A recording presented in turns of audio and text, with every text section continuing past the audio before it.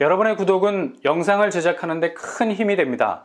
영상을 보시기 전에 구독과 좋아요 꼭 부탁드리겠습니다. 아울러 회원이 되시기를 원하시는 분들은 유튜브 채널 홈피 구독 옆에 있는 가입 버튼을 눌러주시기 바랍니다.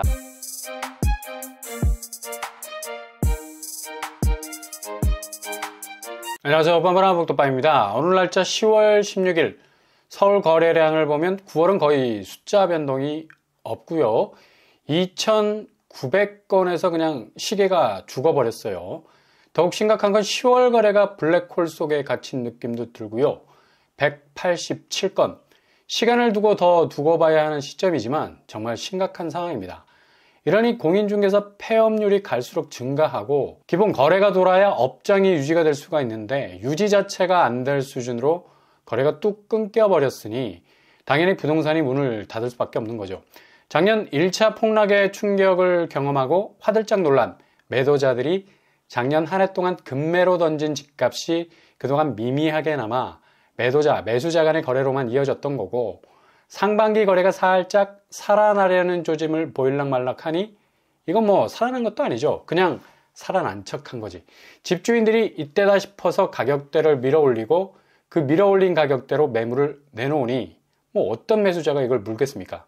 지금 뭐 물면 다 호구될 것 뻔한데. 그래서 지금 집값은 끊어진 연입니다. 결국 이건 추락하고 마는 운명을 맞이할 수밖에 없는 거라는 얘기죠. 그렇게 특례보금자리론으로 자금이라는 밑불을 아주 세게 떼줬는데요. 매매 시장 거래량은 그냥 뭐 거의 성냥불 수준입니다.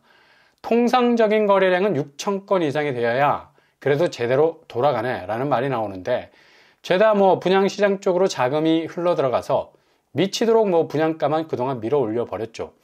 반면 매매 시장에선 아직도 매도자들이 정신을 못 차리고 있습니다. 자꾸 옆에서 집값 더 오를 거라고 부추기니까 그게 정말 말대로 그렇게 되는 줄 알고 호가 방어벽을 치고 있는데 이거 자칫 잘못하다간 늪이 될 수가 있죠. 전혀 빠져나올 수 없게 된다는 얘기인데요. 매도는 해야 하는데 매수가 절대로 붙지 않으면 뭐 저주받은 집이 되면 어떡하겠습니까? 아니 아파트가 팔려야지 이게 돈이 되는 건데 그냥 거래가 자체가 중단이 되면 감가가 심한 콘크리트 건물밖에 더 됩니까? 돈으로 바꿀 수 있는 황금성이 현저하게 떨어지게 되면 아파트는 그냥 빚더미일 뿐이죠. 대한민국 대부분의 사람들이 집을 살 때 대출 끼고 사는 건데 이게 이후에 자산으로 바꿀 수 있는 속도에 문제가 생기게 되면 그냥 애물단지가 되어버리게 되죠. 지금 시장 침체가 심각한 건 이렇게 거래량이 따라주지 않는 것. 곧 매도자가 붙인 가격에 대해서 매수자들이 전혀 호응을 해주지 않는다는 데 비극이 있어요. 추격 매수자라는 말은 그냥 사라진 지 오래입니다. 아니 뭐 가격이 이만저만 해야지. 그러니 당연히 거래가 없으면 가격은 아래로 떨어질 수밖에 없는 운명을 맞이하는 거고요. 지금 서울 매물 적체 현상, 정신없이 왼쪽 주머니에서 오른쪽 주머니로 돌려가면서 물건 빼고 달고 하는데 이렇게 7만 5천 건을 찍은 지표에서 그 언저리에서 왔다 갔다 하는 수치를 보이는 건 바로 매물이 뚝에서 터져나올 전조현상이죠. 지금 갈피를 못 잡는 매도세의 불안한 심리를 그대로 반증을 하고 있습니다. 이후에 아마 폭주할걸.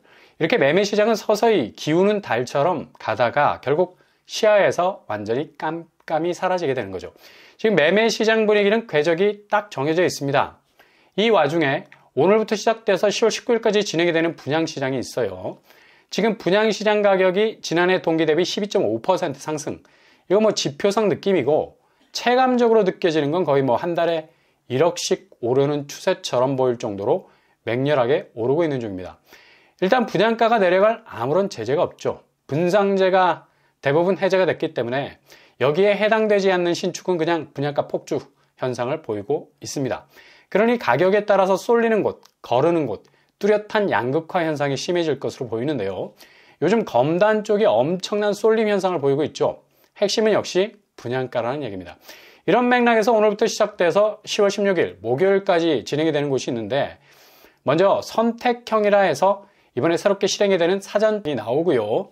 나눔형은 이익공유형이죠. 30% 시세 차익을 LH에 환매하는 방법으로 일부 자산을 넘겨주는 건데 지금 집값 추이를 볼 때 넘겨줄 파이가 있을는지 집값 자체가 기울고 있는데 상당히 불안한 요소가 없지 않아 있어 보입니다.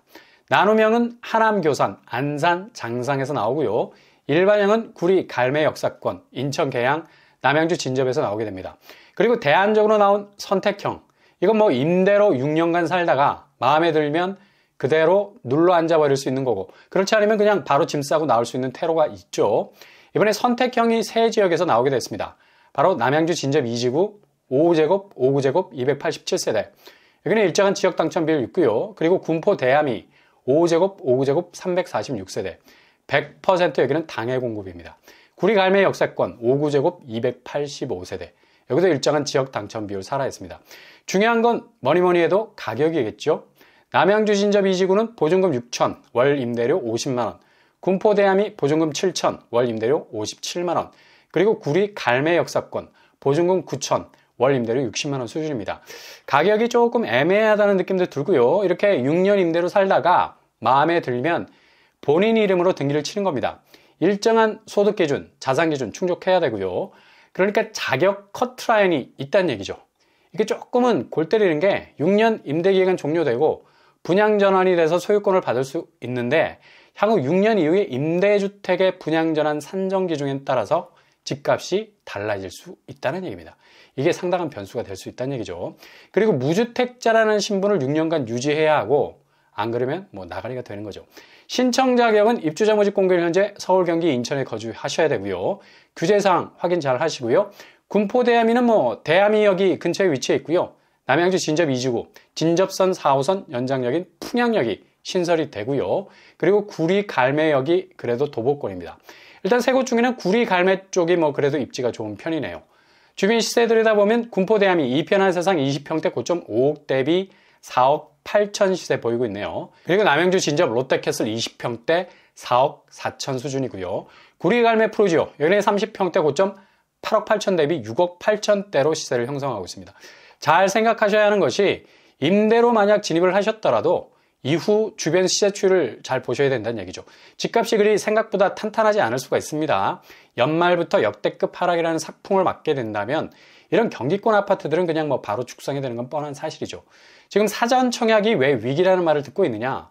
본 청약에서 이탈하는 비율이 상당히 높아지고 있다는 얘기입니다. 이건 뭘 말하느냐? 앞으로 집값 전망에 대한 인식이 상당한 위기감을 반영하고 있다는 뜻이고 주변 시세가 그리 생각보다 밀려 올라가는 느낌을 주지 않으니까 본 청약 분양가가 상대적으로 높아 보인다는 거죠. 이게 연말로 가면서 집값 하락세가 더욱 가속화되면 본 청약 분양가와 비슷해지거나 높아버리는 그야말로 청약 가성비가 그대로 죽을 수 있는 위험이 있을 수 있죠. 이런 이유가 있기 때문에 본 청약 분양가 상승폭이 사전 청약 추정 분양가보다 높게 나올 수 있어서 오산세교 80%, 서울대방 신혼희망타운 47%, 화성 태안 70%, 인천 검단 호반서밋 70%, 정말 절반이 훌쩍 넘어가는 이탈률이 이렇게 쏟아지는 겁니다. 그러니 사전 청약은 일단 정보만 캐치를 해놓으시고 실거주에 대한 고민을 많이 하셔서 접근을 하셔야 된다는 얘기고요. 절대 자산 증식이라는 컨셉 가지고 접근했다가는 뭐 리스크가 크다는 걸 인식을 하셔야 된다는 얘기죠. 선택형 청약 일정은 특공 10월 16일에서 17일, 일반 공급 10월 18일에서 19일, 당첨자 발표 11월 10일이 되겠습니다. 그리고 이번에 서울에서 마곡 토지 임대부로 나오는 마곡 10-2 블럭 나오게 되죠. 공급 규모가 전체 577세대. 여기도 평형이 소형 위주로 되어 있습니다. 너무 소형에만 치중이 되어 있다는 점이 아쉽죠. 아무튼 공급 구분은 청년, 신혼부부, 생애 최초 일반 공급으로 나뉘어지게 되고요. 추정주택 가격은 3억 1천만 원 수준입니다. 분양가는 굉장히 저렴한데 토지 임대부라는 한계가 있죠. 대지는 SH가 소유하는 거고 건물만 본인 소유인데 땅은 웬만하면 가격 폭락의 영향을 별로 안 받아. 건물이 시간이 갈수록 감가가 되죠. 그래서 이후에 시세 차익을 꿈꾸는 건 좀 허황되다. 이런 이유로 토지 임대료를 매월 70만 원씩 내야 되고 이것도 재계약 시 임대료가 오를 수 있다는 불안감이 있습니다. 일단 진입을 하시면 유주택자가 되셔서 재산세 내셔야 되는데 월세를 내는 반전세 개념의 주택이 되는 거죠. 좀 모호하죠.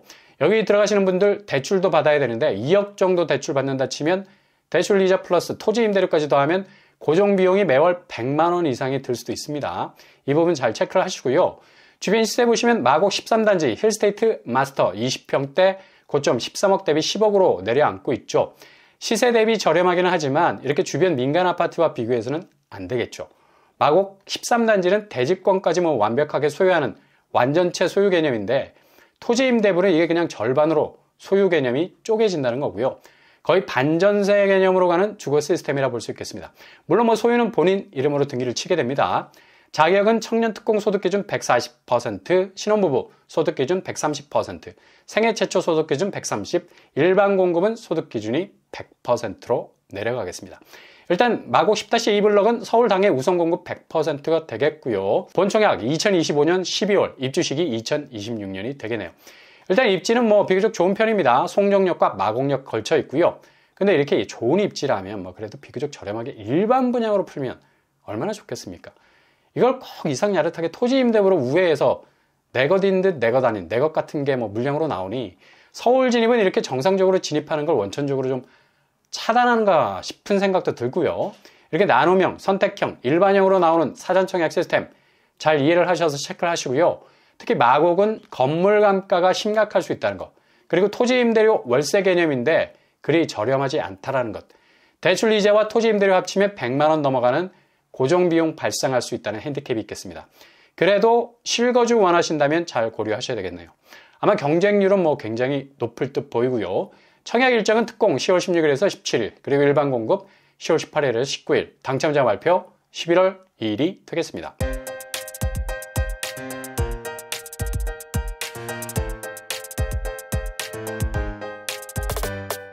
오늘의 부동산 캐릭터처 사전 청약 시스템도 여러모로 불안한 면이 없지 않아 있습니다.